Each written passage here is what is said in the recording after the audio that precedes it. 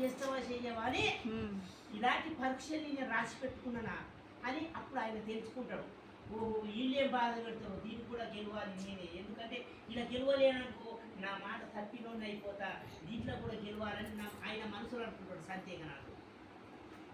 ఇప్పుడు బాగా అర్థం పెట్టుకోండి, ఎవరు సృష్టించుడు ఎవరు ఏం చేస్తారు పక్కోళ్ళ మీద మనం పడుతున్నాం ఆ మాట అనుకుంటాడు. సరే ఈయనేం బాధ పెడతాడు అనుకుంటాడు. ఆయన బూట్లు వేసుకొని సప్పర్ ఈయన ధ్యానంలో కూర్చుంటే ఆయన చుట్టూరుగా తిరుగుతూ ఉంటాడు. మనకు డిస్టర్బ్ కాదా, మనం ఊరుకుంటామా?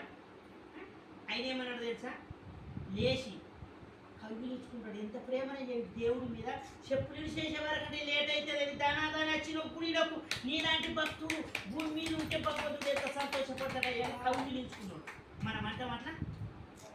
ఆయనకు కూడా బాధ ఉన్నది లోపల, నన్ను బాధ పెట్టడానికి వచ్చిందని ఉన్నది. మరి ఆయన మార్చుకున్నాడు, ఆలోచన మార్చుకున్నాడా లేదా? మరి మనం మార్చుకోవాలని అర్థం, ధ్యానం చేస్తాం ఆలోచన మారలేదానికి ఏమో ప్రయోజనమా?